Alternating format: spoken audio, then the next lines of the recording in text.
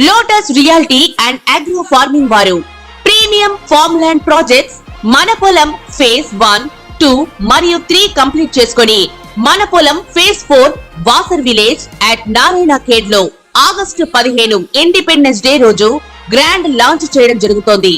Launching మరియు independence day సందర్భంగా 5 guntas land out rate లో బుక్ చేసుకున్న వారికి 1,50,000 రూపాయల డిస్కౌంట్ తో పాటు 2 గ్రాముల గోల్డ్ ఫ్రీగా ఇస్తున్నారు. పూర్తి వివరాలకు సంప్రదించండి.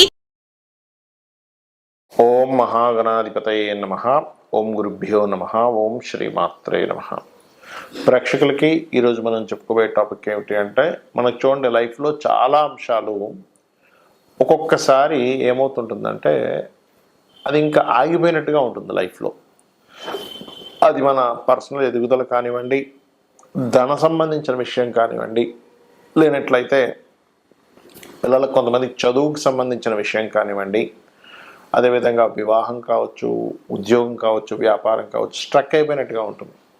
అసలు 12 లగ్నాల వాళ్ళకి ఇది ఎందుకు జరుగుతుంది, దీనికి పరిహారం ఏమిటి, దీనికి ఏమైనా రాహుకేతు సంబంధం ఉంటుందా అనేటువంటి అనేకమైన అంశాలు, అదేవిధంగా ఇక్కడ జాతకం ఉంటే ఓకే, మరి జాతకం లేనటువంటి వారు ఇలా ఆగిపోయినప్పుడు అసలు ఏం చేసుకోవాలి అనేటువంటి విషయాలు చెప్తుంది. నేనైనప్పటికీ కూడా చెప్పిస్తుంది సాక్షాత్ లలిత అమ్మవారిగా భావిస్తూ ఒక్కొక్క లగ్నం తెలియని వారి రాశి నుంచి మనం చూసుకుందాం.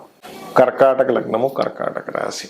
ఇక్కడ మీకు ఒకవేళ మీ లగ్నం ఆ రాశి వారికి రాహు యొక్క ప్రభావం లగ్నంలోని, ద్వితీయ స్థానంలోని, పంచమ స్థానంలోని, దశమ స్థానం మీద ఆ రాహు కనుకుంటే ఎక్కువ ప్రభావం, నెగిటివ్ ప్రభావాలు ఎక్కువగా ఉంటాయి.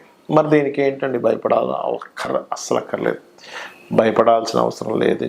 భయపడకుండా మనం ఎలా బయటపడాలి చెప్పేది జ్యోతిష్ శాస్త్రం.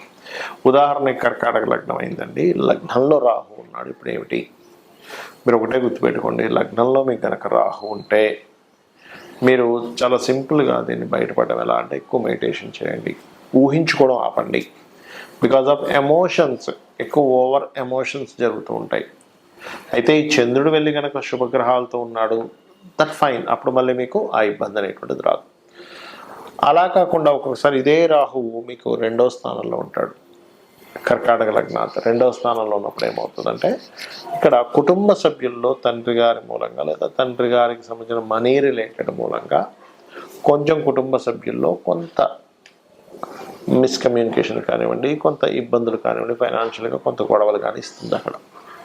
మరి దీనికి ఏం చేయాలి? సూర్య నమస్కారాలు చేస్తూ దుర్గా స్తోత్రం చదువుకోవాలి. సూర్యుని చూస్తూ దుర్గా స్తోత్రం చదువుకోవచ్చు. అదేవిధంగా పంచమంలో ఉన్నాడు కానీ ఈ కర్కాటక లగ్నానికి పంచమ రాహు ఉంటే సర్వసాధారణంగా ఏమవుతుందంటే వాళ్ళకి ఈ గైనికల్ ఇష్యూస్, స్త్రీలకు పర్టికులర్గా గైనికల్ ఇష్యూస్ వస్తాయి.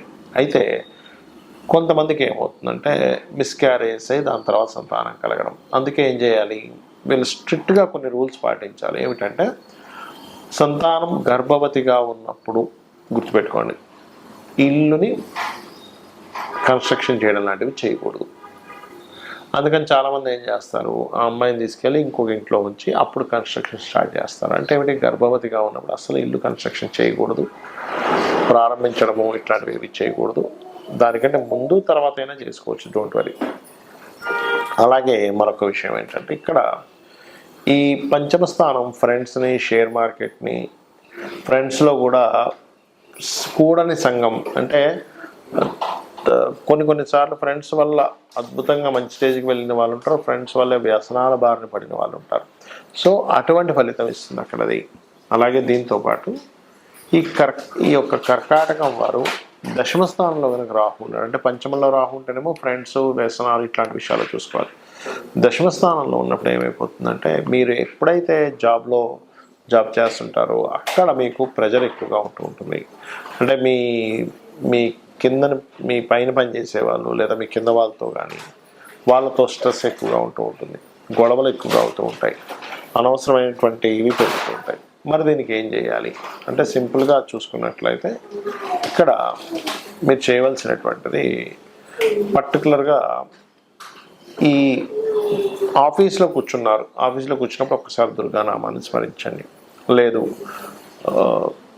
చూడండి, ఇప్పుడు పంచమ స్థానంలో రాహు ఉన్నప్పుడు ఈ సంతాన సంబంధించిన విషయాలు ఏదైనా మీకు ప్రెగ్నెన్సీస్ అది అయినప్పుడు కొంచెం దుర్గా ఓం దుర్గా ఆయన మహా అనుకుంటూ ఉండండి.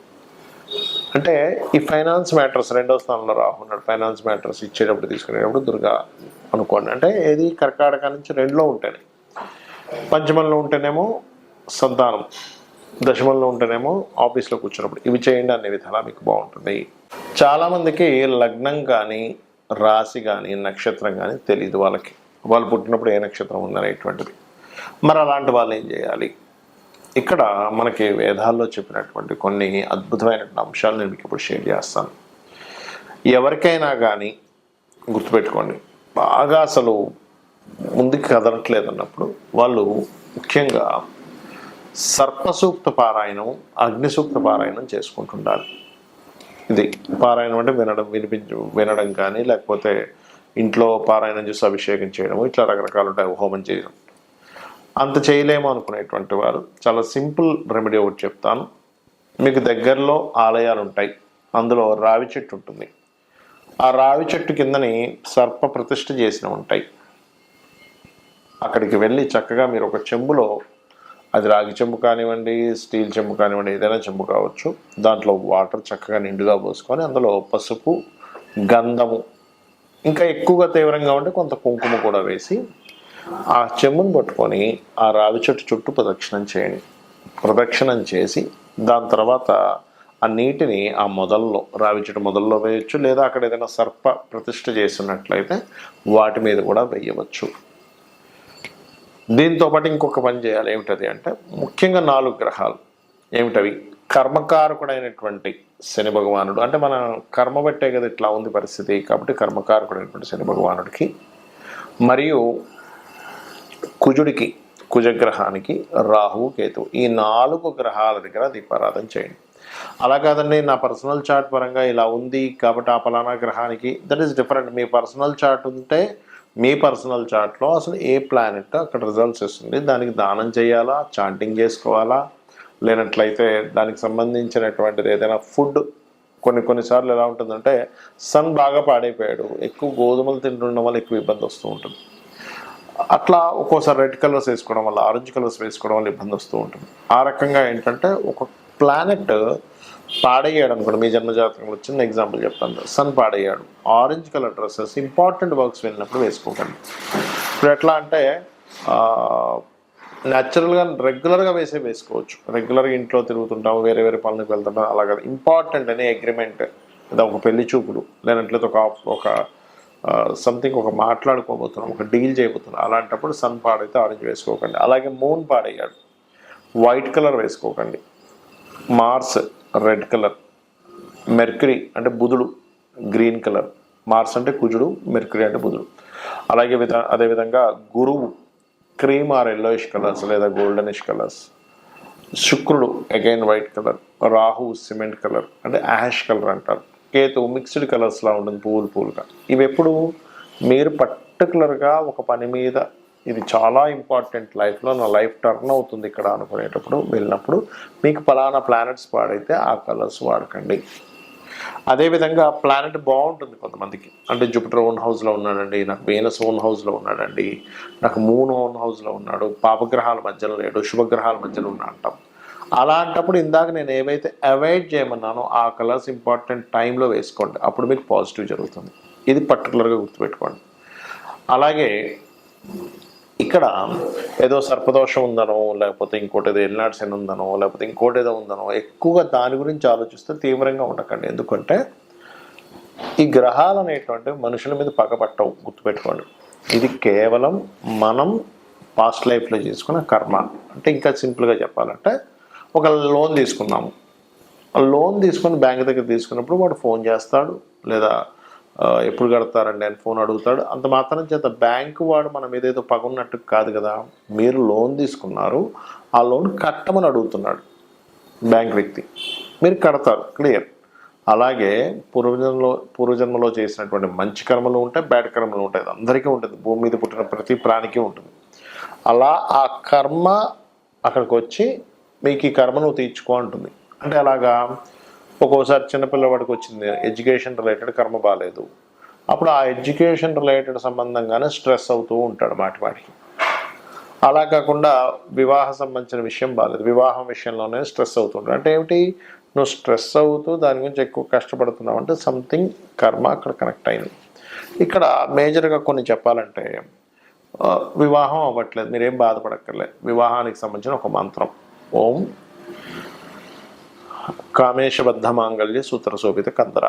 లేదంటే బిజినెస్ సక్సెస్ అవ్వట్లేదు, ఓం ఇంద్రగోప పరిక్షిప్త స్మరతూనా భజంగికాయే నమః. అలా కాదండి జాబే రావట్లేదు నాకు అని అనుకుంటే గనక మీరు చేయవలసింది ఓం మాణిక్య మకుటాకార జానుద్వై విరాజితాయే నమః చేసుకోవచ్చు. లేదా ఓం శ్రీమాత శ్రీ మహారాజ్ని శ్రీమత్ సింహాసనేశ్వరి నమః చేసుకోవచ్చు. ఇంకొంతమందికి హెల్త్ ఇబ్బంది ఉంటుంది, అంటే వారికి ఓం సర్వవ్యాధి ప్రశమని సర్వమృత్యు నివారణి అగ్రగణ్య అచింత్య రూప కలికల్మషనాశిని నమః చేసుకోవచ్చు. ఇలాగా ఒకటి రెండు కాదు, మనకి లలితా సహస్రనామాలలో అనేకమైనటువంటి నామాలు, ఒక్కొక్క నామం ఒక అద్భుతం. అక్కడ చెప్పాలంటే మీరు ఎప్పుడైతే చాంటింగ్ చేస్తూ ఉంటారో, ముఖ్యంగా లలితా సహస్రనామాలకి పాపాన్ని దగ్ధం చేసేటువంటి శక్తి ఉంది. మనం ఏ మంత్రం చేసుకున్నా దానికి పాపాన్ని దగ్ధం చేసే శక్తి ఉండదు అంత తొందరగా, కానీ లలితాసహస్రనామాలకి ఎక్కువగా ఉంటుంది. లలితాసహస్రనామాలు చేసుకోవడం ద్వారా, సూర్య నమస్కారాలు చేయడం ద్వారా, ఏదైనా ఆలయానికి వెళ్ళి అక్కడ మీరు ఏదైనా సేవ చేయడం ద్వారా ఖచ్చితంగా దగ్ధం అవుతుంది. కాబట్టి చేయండి. అలాగే దీంతో పాటు మరొక విషయం ఏంటంటే, మీకు ఏ ప్లానెట్ అయితే పాడైందో బాగా, ఏ రోజుల్లో అయితే మీకు ఎక్కువ ఇబ్బందులు కలుగుతున్నాయో ఆ రోజులు పర్టికులర్గా ఒంటిపూట ఉండండి. అంటే ఒంటిపూట అంటే తెలుసు కదా మీకు, పొద్దున్న తినకుండా మధ్యాహ్నము సాయంత్రము తింటుంటారు కొంతమంది.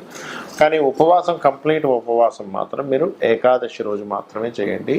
శాస్త్రాల్లో మనకి ఏకాదశి ఉపవాసం వల్ల విష్ణువు ఆ ఉపవాసానికి సంబంధించినటువంటి తీసుకొని మనకి ఈ రోగ సంబంధించినవి రాకుండాను, రుణ సంబంధించినవి రాకుండాను, శత్రు సంబంధించినవి రాకుండాను ఆపుతూ ఉంటాడు ఆయన.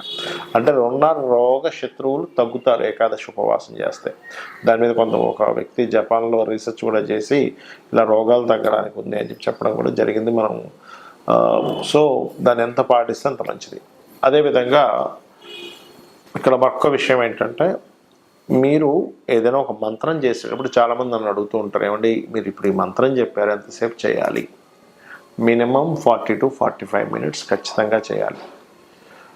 చాలామంది ఏం చేస్తారంటే కౌంటింగ్ చేసుకుంటూ ఉంటారు. కౌంటింగ్ చేసుకోకుండా అంతగా మీకు జపమాలతో చేయాలి అనుకుంటే పగడపు జపమాల దాచిపెట్టుకొని, అంటే బయటికి ఓపెన్గా పెట్టుకొని చేయకూడదు, ఏదైనా లోపల పెట్టుకొని జపమాల చేయాలి.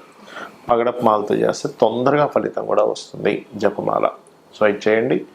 మీకు పర్టికులర్గా మీరు ఏదైతే ఈ ఇబ్బందులతో ఉన్నారో ఆ ఇబ్బందులతో ఉన్నానని మాటిమాటికి చాంటింగ్ చేయకండి. ఈ ఇబ్బందుల నుంచి నేను ఈ రకంగా బయటపడతాను అని ఫీల్ అవ్వండి. ఇబ్బందులతో ఉన్న ప్రతి వ్యక్తి చేసే మెయిన్ మిస్టేక్ అదే, అమ్మో ఇబ్బందుల్లో ఉన్న ఎలాగ అనుకుంటారు కాదు. ఈ ఇబ్బంది ఇలా క్లియర్ అవుతుంది, ఈ మార్గంలో క్లియర్ అవుతుంది, నేను ఇంత మెంటల్గా ఇంత స్ట్రాంగ్గా ఉంటే క్లియర్ అవుతుంది, నేను ఈ దేవతా స్వరూపాన్ని పట్టుకుంటే అవుతుంది, నేను ఇంత వర్క్ చేస్తే అవుతుంది. ఈ పాజిటివ్ దీంట్లో వెళ్ళండి, ఖచ్చితంగా అన్ని విధాలు బాగుంటుంది. ఆ అమ్మవారి యొక్క అనుగ్రహం కూడా మీకు పరిపూర్ణంగా కలగాలని మనస్ఫూర్తిగా కోరుకుంటూ శ్రీమాత్రే నమః.